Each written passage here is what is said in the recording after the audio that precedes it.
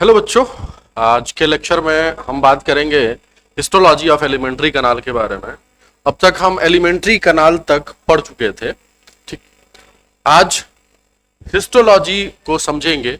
सबसे पहले तो बेटा हिस्टोलॉजी का मतलब क्या होता है उसको जानने की कोशिश करते हैं। तो जब हम टिश्यूज की स्टडी करने लगते हैं अंडर द माइक्रोस्कोप, टिश्यूज के बारे में समझने लगते हैं, उसको आप हिस्टोलॉजी कह देते हो। तो एलिमेंट्री कनाल की हिस्टोलॉजी में हम ईसोफेगस से लेके एनस तक की ही जनरली बात करते हैं। और यहाँ पे लेयर्स कौन कौन सी पाई जाती हैं, उन लेयर्स का स्पेसिफिक क्या काम होता है, क्या फंक्शन होता है, ब्लड की सप्लाई है, मसल्स किस तरीके से अरेंज्ड है, पेरिस्टालसिस किस तरीके से हो रहा है, या कौन सी ग्लैंड्स किस लेयर में देखने को मिल रही हैं, ये सब चीजें हम आज के इस लेक्चर में जानने की कोशिश करेंगे। ओके, तो आज हम सबसे पहले तो आपको बता देते हैं कि हिस्टोलॉजी ऑफ एलिमेंट्री कनाल मतलब कि हमारी जो एलिमेंट्री कनाल है जिन जिन लेयर्स से बनी है वो समझ लेते हैं। तो सबसे पहली लेयर या सबसे बाहरी जो लेयर है उसको आप सेरोसा बोल देते हो। उसके अंदर आओगे मस्क्यूलारिस, सब म्यूकोसा, और सबसे इनर मोस्ट लेयर को आप म्यूकोसा बोल देते हो। ओके बच्चे, बाहर वाली लेयर को सेरोसा और एकदम अंदर वाली लेयर को म्यूकोसा। ठीक है, तो म्यूकोसा ये जो है कैविटी की लाइनिंग कर रही होगी और सेरोसा ये आउटर पोर्शन की लाइनिंग कर रही होगी। ओके, डायग्राम के अंदर जैसा कि आप देख सकते हो एनसीईआरटी का डायग्राम है जिसके अंदर आउटर मोस्ट लेयर को सेरोसा बताया गया है। उसके बाद दो लेयर्स आपको देखने को मिल रही हैं, इनर वाली सर्कुलर लेयर और आउटर वाली लॉन्गिट्यूडिनल लेयर। मसल्स हैं ये, जिसको आप मस्कुलारिस बोल दे रहे हो। उसके बाद सब म्यूकोसा लेयर आप देख रहे हो और सब म्यूकोसा के बाद म्यूकोसा लेयर और ल्यूमन, या फिर आप इसी को कैविटी बोल दो। इस कैविटी के अंदर ही आपका फूड पास हो रहा है या इसी कैविटी के अंदर डाइजेशन की प्रक्रिया बनी हुई है लगातार। ओके, तो इन्हीं लेयर्स को हम एक एक करके स्टडी करना शुरू करते हैं। इतनी बात तो समझ में आ गई होगी कि टोटल 4 लेयर्स होती हैं। बाहर से अंदर की तरफ हम पढ़ते हैं। सबसे बाहर वाली लेयर का नाम सेरोसा, अंदर मस्कुलारिस, और अंदर आएंगे सब म्यूकोसा, और इनर मोस्ट लेयर जो कि ल्यूमेन या फिर कैविटी की लाइनिंग कर रही होगी उसको हम म्यूकोसा बोल देते हैं। क्लियर है बच्चे? ओके, नेक्स्ट स्लाइड पे आते हैं। इस स्लाइड के अंदर आप डायग्राम देख पा रहे होंगे और इस डायग्राम को हम अभी डिस्कस करेंगे जैसे जैसे हम एक एक लेयर्स को पढ़ते चले जाएंगे। तो सबसे पहले तो हम बाहर वाले लेयर की बात कर लेते हैं, आउटर मोस्ट लेयर की, जिसका नाम हो जाता है सेरोसा। इसी को आप विसरल पेरिटोनियम भी कह सकते हो, विसरल पेरिटोनियम।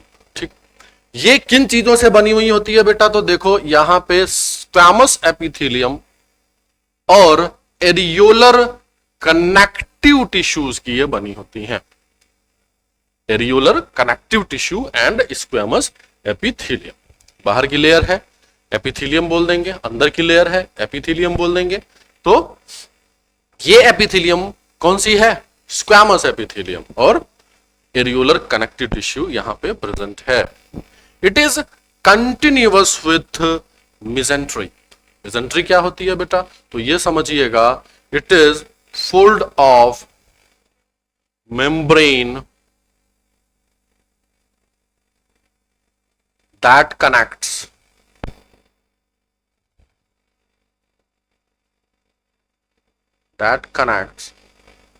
small intestine या फिर आप कह लो stomach intestine to abdominal wall। Abdominal wall ये हमारे एलिमेंट्री कनाल को कनेक्ट करके रखती है एब्डोमिनल वॉल से, एक इनको एडवांटेज प्रोवाइड कर रही हैं।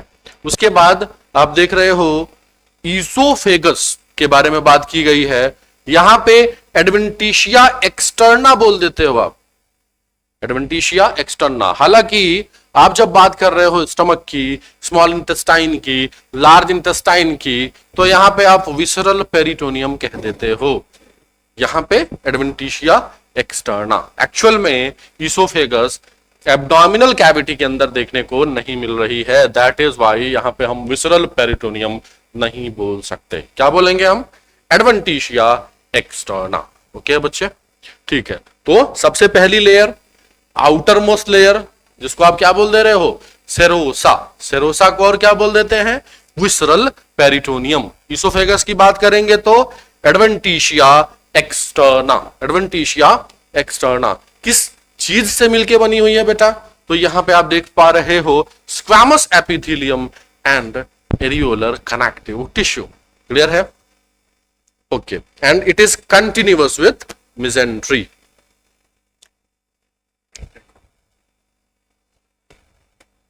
एनसीईआरटी का डायग्राम तो आपने देखा ही होगा।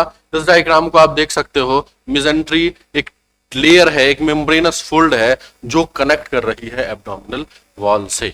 ओके, ठीक। आउटर मोस्ट लेयर को, एक पतली सी लेयर को आपको दिखाया गया है यहाँ पे, सेरोसा जिसका नाम है, जहां पे आपको एरियोरल कनेक्टिव टिश्यू और एपिथेलियम जिसको आप बोल दे रहे हो, ये क्या है?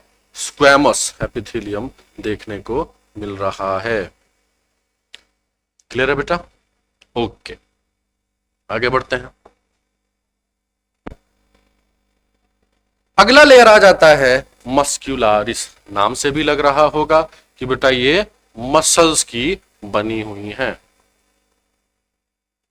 मसल्स, और कौन सी मसल? जनरली यहां पे स्मूथ मसल्स देखने को मिलेंगी। कुछ एक्सेप्शंस की बात अगर आप कर लो तो आप बात कर रहे थे ईसोफेगस की, तो ईसोफेगस का डिस्कशन हमने किया था कि वहां पे मिक्स्ड टाइप के मसल्स देखने को मिलते हैं। कहीं कहीं पे सिर्फ स्मूथ मसल, तो कहीं पे सिर्फ स्ट्रिएटेड मसल्स, स्ट्रिप्ड मसल्स देखने को मिल रहे थे, और बीच वाले पोर्शन में दोनों का मिक्सअप देखने को आपको मिल रहा था। यहां पे जनरली आप फिर भी क्या बोल सकते हो? स्मूथ मसल देखने को मिल रही है। It is composed of outer longitudinal layer and inner circular layer. Longitudinal body के लेंथ वाइज आप बात कर सकते हो, सर्कुलर की बात करोगे तो सर्कुलर मसल्स इस तरीके से होंगी। इनका काम एक्चुअल में पेरिस्टालसिस है। एनसीईआरटी वाला जो डायग्राम हम जिसके बारे में डिस्कशन कर रहे थे, इसमें देख पा रहे होगे बाहर वाली लेयर लॉन्गिट्यूडनल है और अंदर वाली लेयर सर्कुलर है। तो बाहर वाली लेयर जो है, जो लॉन्गिट्यूडनल मसल्स कहलाती हैं, ये कॉन्ट्रैक्शन लेंथ वाइज कराएंगी, और इनर सर्कुलर मसल जो है वो कंट्रैक्शन कराएंगी एक रिंग लाइक फैशन में, सर्कुलर फैशन में, और मूवमेंट ऑफ फूड कराएंगी। साथ साथ आप कह सकते हो ये चर्निंग मूवमेंट आपके स्टमक के अंदर कराएंगे, स्मॉल इंटेस्टाइन के अंदर पेरिस्टालसिस कराती रहेंगे। ओके,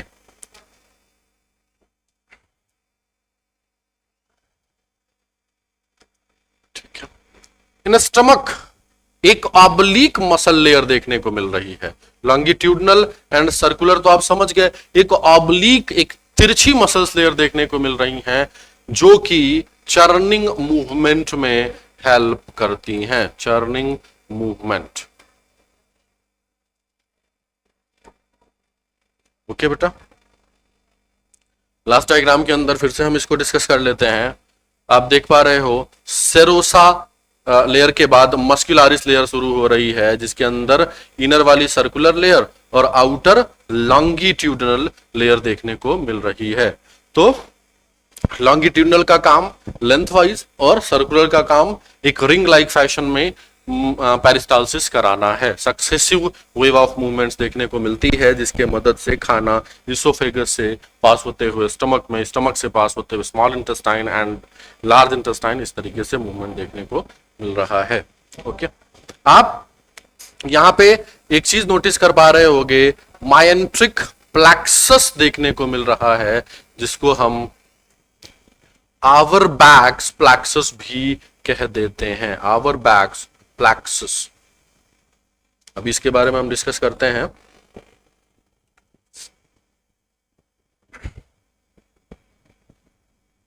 ओके,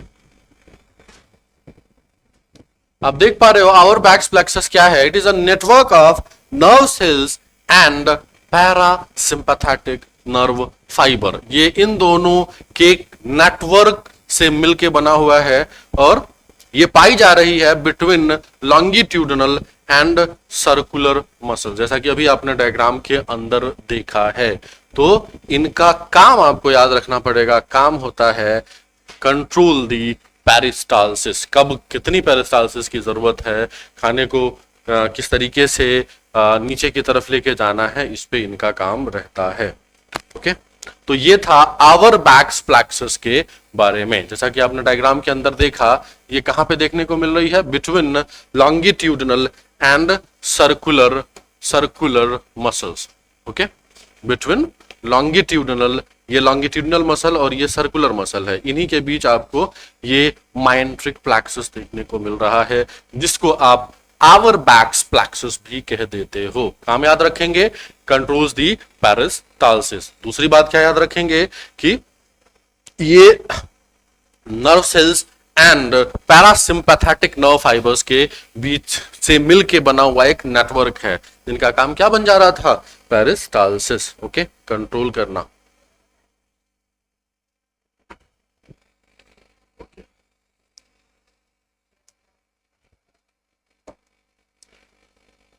मस्कुलारिस के बाद बेटा शुरू होता है सब म्यूकोसा। हम दो लेयर्स के बारे में बात कर चुके हैं, हम बाहर से अंदर की तरफ आ रहे हैं। तो बाहर हमें सेरोसा देखने को मिल रही थी, जो थिन स्क्वैमस एपिथेलियम की बनी हुई थी और एरियोलर कनेक्टिव टिश्यूज पाई जा रही थी। उसके बाद हमने मस्कुलर रीजन के बारे में बात की, मस्कुलारिस के बारे में बात की, outer longitudinal and inner circular, outer longitudinal and inner circular. इस बात को आप याद रखेंगे, आउटर लॉन्गिट्यूडनल इनर सर्कुलर। कैसे, outer longitudinal inner circular, OLIC, इस तरीके से आप इसको याद रख लेंगे। चलिए, तो अब तीसरे लेयर के बारे में बात करते हैं, जो कि है सब म्यूकोसा। नाम से लग रहा होगा कि इसके बाद तो म्यूकोसा की बारी है। सब म्यूकोसा, तो जस्ट म्यूकोसा के पहले वाली layer, it consists of loose connective tissues and supplied with blood and lymphatic vessels, blood and lymphatic vessels। और क्या, लूज कनेक्टिव टिश्यूज आपको देखने को यहां पे मिल रहा है। ठीक, कुछ रीजन्स के अंदर हमको ग्लैंड्स भी देखने को मिलेंगे। जैसे ड्यूडेनम की अगर आप बात करो, तो ड्यूडेनम में ब्रूनर्स ग्लैंड देखने को मिलती है। इसका काम क्या है, ये आगे चल के हम जब अब फिजियोलॉजी पढ़ेंगे, इसकी डाइजेशन के बारे में जब बात करेंगे तब बताएंगे। ब्रूनर्स ग्लैंड ये पाई जा रही है ड्यूडेनल रीजन के अंदर। ओके बेटा, डायग्राम के अंदर आप देख सकते हो सब म्यूकोसा लेयर। ठीक है, ये रेड कलर से दिखाया गया है। इस सब म्यूकोसा लेयर के अंदर आपको मिजनर्स प्लेक्सस या फिर सब म्यूकोसल प्लेक्सस, जिसको आप कह देते हो, वो देखने को मिल रही है। ओके, ये भी जिस तरीके से आवर बैक्स प्लेक्सस पाई जा रही थी, a network of nerve cells and parasympathetic nerve fibres, लेकिन यहाँ पे केस थोड़ा सा डिफरेंट है, network of nerve cells and sympathetic nerve fibres. उसके बारे में हमको यहां बात करनी है। ओके, तो आप देख सकते हो, it is network of nerve cells and sympathetic nerve fibres. Sympathetic nerve fibres ये कहां पाई जा रही है, तो म्यूकोसल या मस्कुलर कोट एंड सब म्यूकोसा रीजन के बीच में हमें ये देखने को मिल रही थी। म्यूकोसल एंड मस्कुलर, सब म्यूकोसल एंड मस्कुलर कोट के बीच में देखने को मिल रही थी। आप देख सकते हो डायग्राम के अंदर। तो इनके काम को हम समझते हैं। इनका काम क्या है बेटा, देखिएगा, it controls the secretion of intestinal juice, intestinal juice की जब जितनी आवश्यकता पड़ेगी, इन्हीं के रेगुलेशन के हिसाब से वहां पे काम करा जाएगा। Okay, it controls the secretion of intestinal juice. Clear है बेटा? ओके, तो ये था सब म्यूकोसल लेयर। ठीक, हमने बात की mucosal layer, muscularis layer and सब म्यूकोसा। तो दोनों में आपने नर्व्स के नेटवर्क्स देखे हैं, तो उन नर्व्स के नेटवर्क्स के बारे में फिर से थोड़ा सा एक बात कर लेते हैं। यहां पे दिया हुआ है, in upper 1/3 of the oesophagus both Auerbach and Meissner's plexus are absent. ठीक है, upper 1/3 portion, upper 1/3 portion of oesophagus, यहां पे हमको Auerbach's and Meissner's plexus देखने को नहीं मिल रहा है। क्लियर है बेटा? ओके, मिजनस प्लैक्सिस, चूंकि आप समझ सकते हो यहां पे इंटेस्टाइनल जूस का सिक्रीशन करा रहे थे, और यहां पे किसी तरीके का ग्लैंड देखने को नहीं मिलता, इसोफेगस में कोई भी ग्लैंड नहीं पाई जाती। ओके, दैट इज वाई शायद इसी कारण से भगवान ने यहां पे इन प्लैक्सिस को दिया भी नहीं, बनाया भी नहीं। क्लियर है बेटा? 3 लेयर के बारे में डिस्कशन हो चुका है। अब हम चौथे लेयर के तरफ चलते हैं, आखिरी लेयर की तरफ चलते हैं, इनर मोस्ट लेयर की तरफ चलते हैं। तो ये है mucosa. It is innermost layer lining the lumen of the alimentary canal, lining the lumen, innermost layer lining the lumen of elementary canal। ठीक, ये irregular folds बनाती हैं, रियुगी जिसको आप स्टमक में बोल देते हो। यहीं पे जब आप बात करोगे स्मॉल इंटेस्टाइन की, तो वहां पे आपको विलाई एंड माइक्रोविलाई देखने को मिलेंगी। तो वो भी किसकी मॉडिफिकेशंस हैं? वो भी म्यूकोसा की मॉडिफिकेशंस हैं। क्लियर है बेटा? ठीक, तो रियुगी हो या फिर विलाई हो, इनका काम क्या होता है? To increase surface area, to increase surface area, ताकि प्रॉपर तरीके से डाइजेशन की प्रक्रिया को अंजाम दिया जा सके। क्लियर है? इस लेयर के बारे में आप बात करो तो ये 3 और सब लेयर से मिलकर बनी हुई होती हैं।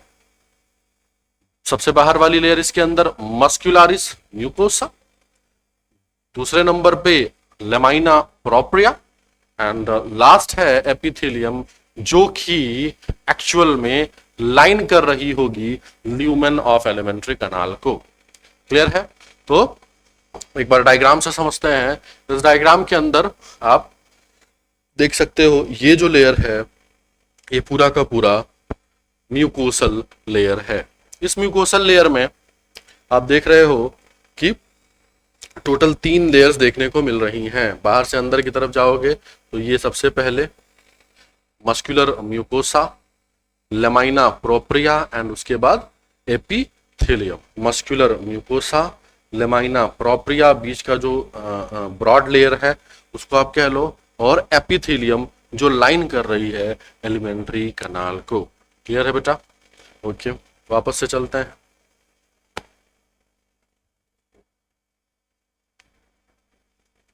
तो क्या कर रही थी ये? सरफेस एरिया को, रियुगे की हम बात कर रहे थे, विलाई की बात कर रहे थे, सरफेस एरिया को इंक्रीज कर रहे थे। फिर हमने बात किया कि म्यूकोसा में टोटल 3 लेयर देखने को मिल रही हैं, muscularis mucosa, lamina propria and epithelium, lamina propria and epithelium. Outer longitudinal, यहाँ पे भी 2 लेयर्स देखने को मिल रही हैं, बाहर वाली लॉन्गिट्यूडनल है और अंदर वाली सर्कुलर है। तो यहाँ पे भी क्या वही फंडा आप अपना सकते हो? जी बिल्कुल अपना सकते हो, OLIC, OLIC। बीच वाली लेयर लेमाइना प्रोप्रिया है, जिसके अंदर आपको एरियोलर कनेक्टिव टिश्यू देखने को मिल रही है। और कहां पे देखा था हमने?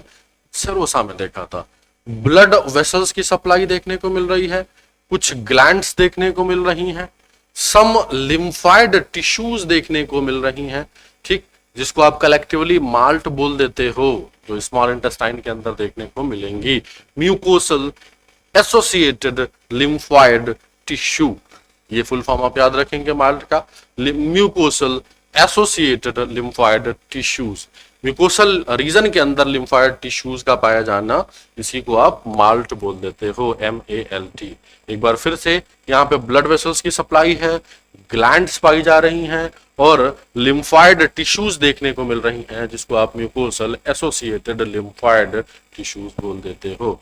आखिरी layer, inner most layer, inner most lining, जिसको आप एपिथेलियम कह रहे हो, यहाँ पे गैस्ट्रिक ग्लैंड्स देखने को मिलेंगी, रियुगे जिसके बारे में ऊपर हम बात कर चुके थे, और स्मॉल इंटेस्टाइन में वेलाई एंड माइक्रोविलाई देखने को मिल रही हैं।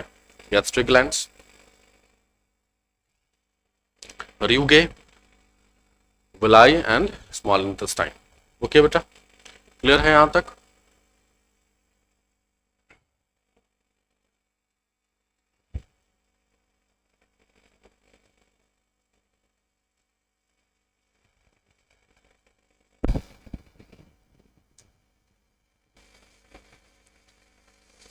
हाँ तो बच्चों, ये हमारी histology of alimentary canal complete हो चुकी है। एक बार फिर से रिकॉल कर लेते हैं, टोटल कितने लेयर्स देखने को मिल रही हैं? 4 लेयर्स, बाहर से अंदर की तरफ हम पढ़ते हैं, ठीक है। सेरोसा, मस्कुलरिस, सब म्यूकोसा एंड म्यूकोसा, सब म्यूकोसा एंड म्यूकोसा, ठीक। सेरोसा को हम विसरल पेरिटोनियम भी कह देते थे, ठीक। लेकिन जब ईसोफेगस की बात आ रही थी तो वहां पे हमने एडवेंटिशिया एक्सटर्ना बोल दिया। क्या बोल दिया?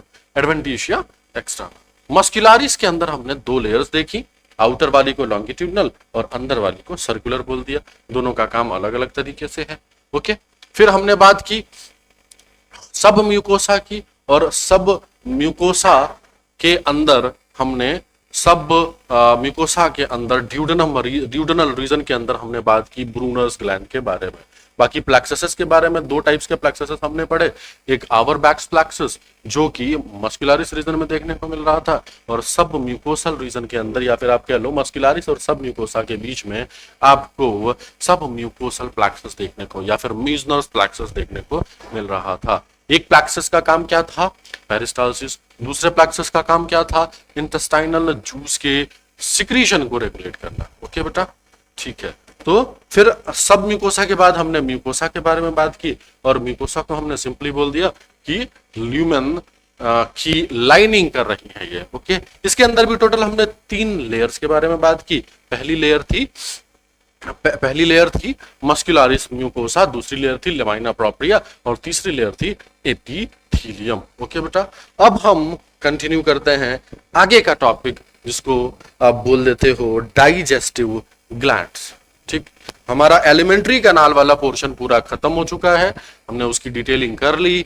हमने हिस्टोलॉजी ऑफ एलिमेंट्री कैनाल जो उसी के अंदर आता है उसके बारे में भी बात कर ली, सारी चर्चा हो चुकी है।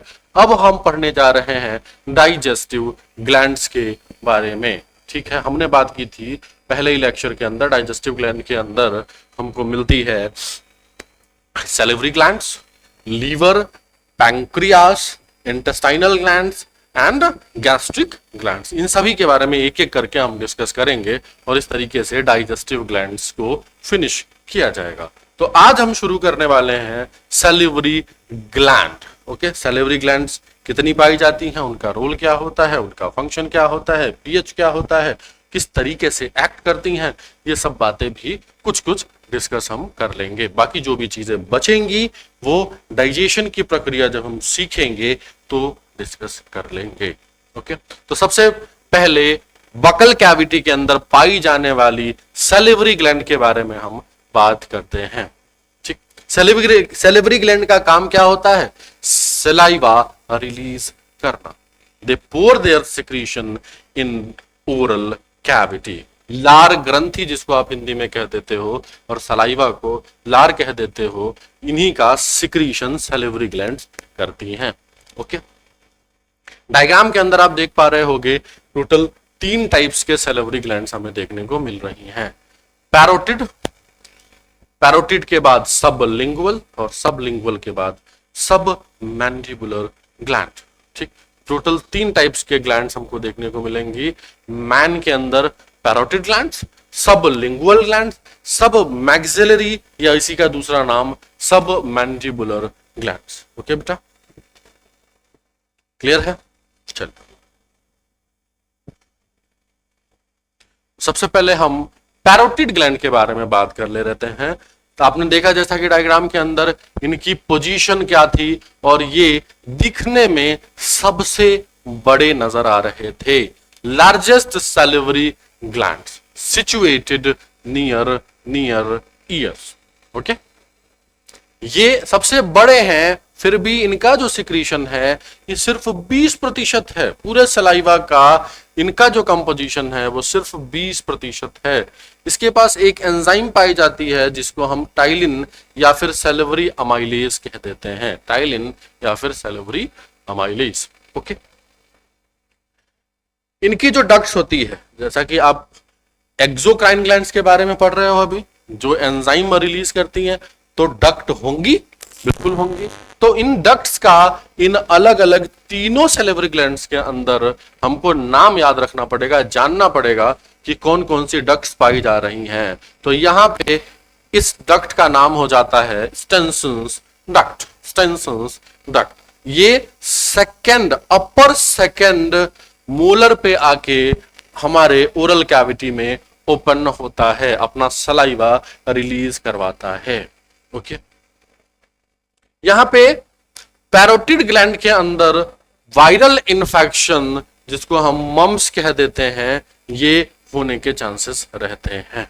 ओके, पैरोटिड, ये था हमारा पैरोटिड ग्लैंड के बारे में। जैसा कि आप इसके लोकेशन को देख लो, ईयर के बिल्कुल करीब देखने को मिल रही है और यहां से स्टेनसन्स डक्ट से ये अपना सलाइवा रिलीज कर देती हैं ओरल कैविटी के अंदर।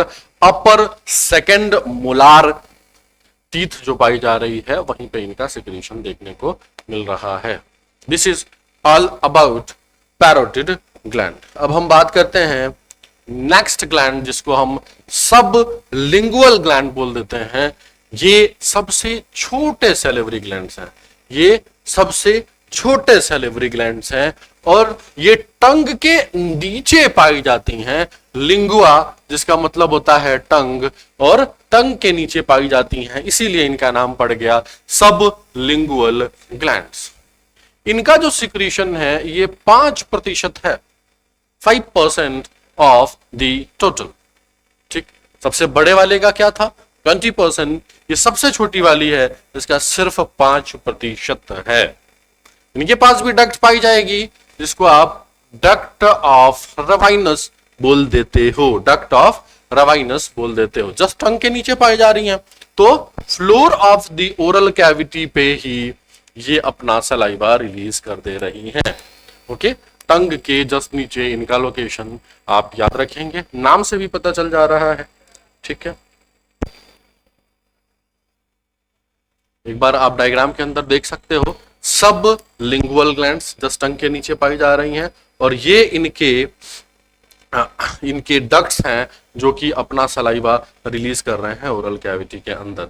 Okay, this is all about parotid sublingual glands. तो 2 ग्लैंड्स हम पढ़ चुके हैं। एक ग्लैंड में आप डक्ट याद रखेंगे, डक्ट ऑफ रवाइनस, यही पैरोटिड ग्लैंड में स्टेनसन्स डक्ट, ये दोनों डक्ट आप याद रखेंगे। और सलाइवा का सिक्रीशन क्या है, इनका परसेंटेज क्या है, ये याद रखना होगा। तो सबसे जो बड़ी वाली है वो 20%, सबसे छोटी वाली 5%। अब देखते हैं हम बीच, मतलब कि साइज जिसकी मीडियम है, इन दोनों के बीच में लाई कर रही है, उनका कितना सिक्रीशन है। तो आप देख सकते हो 70% सिक्रीशन। अब हम बात कर रहे हैं सब मैंडिबुलर ग्लैंड के बारे में। इनके साइज की आप बात कर लो, it is medium sized and located at the angles of lower jaw। Lower jaw के एंगल पे पाई जा रही है। डायग्राम के अंदर आप देख सकते हो। ओके, सब मैंडिबुलर ग्लैंड बिल्कुल angle of the lower jaw पे आपको ये देखने को मिल रही हैं। ये भी अपना सिक्रीशन, अपना सलाइवा सिक्रीट करेंगी, रिलीज करेंगी ओरल कैविटी में थ्रू अ डक्ट। उस डक्ट का भी नाम हमें याद रखना होगा। तो यहां पे आप इस डक्ट का नाम याद रखोगे, it is Wharton's duct. It is Wharton's duct.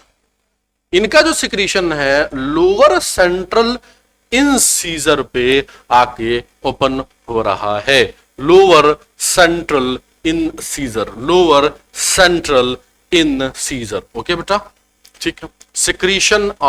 Secretion is salivary amylase, जिसको आप टाइलिन बोल देते थे, और म्यूकस। साथ साथ हमने पैरोटिड ग्लैंड के बारे में बात की, वहां पे भी टाइलिन रिलीज हो रहा था। इसके अलावा सबलिंगुअल ग्लैंड भी रिलीज करेगा। हाँ, सबका जो परसेंटेज है वो अलग अलग है। आप देख सकते हो सबसे ज्यादा सिक्रीशन सब मैंडिबुलर ग्लैंड ही करवा रही हैं।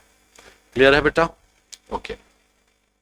इसके अलावा सलाइवा क्या होता है ये आप जान चुके हो। सलाइवा का कंटेंट क्या होता है या उसमें पीएच, उसका पीएच क्या होता है उसको जान लेते हैं। तो ये स्लाइटली एसिडिक होता है। पीएच होती है 6.8 per day. Secretion 1 litre to 1.5 litre, 1000 ml to 1500 ml तक सिक्रीशन देखने को मिलता है सलाइवा का पर डे। ओके, इसके अंदर हमको वाटर देखने को मिलेगा, electrolyte, sodium ion chloride and etcetera, and salivary amylase जो आप पहले भी देख चुके, टाइलिन जिसको आप कह दे रहे थे, लाइसोजाइम एंटीबैक्टीरियल एजेंट है, और साथ साथ आयंस ऑफ थायोसाइनेट देखने को मिल रही है। ओके, तो हमारे सलाइवा का काम सिर्फ और सिर्फ डाइजेशन ही नहीं है, बल्कि हमारे ओरल कैविटी में जो भी फूड पार्टिकल गया है उसमें बैक्टीरिया को मार गिराने का काम, पैथोजन को मार गिराने का काम भी कर रही है। Okay, this is all about salivary glands. तो टोटल कितने सैलिवरी ग्लैंड्स हमने पढ़े? हमने 3 प्रकार के सैलिवरी ग्लैंड्स को जाना है। सबसे पहली सैलिवरी ग्लैंड थी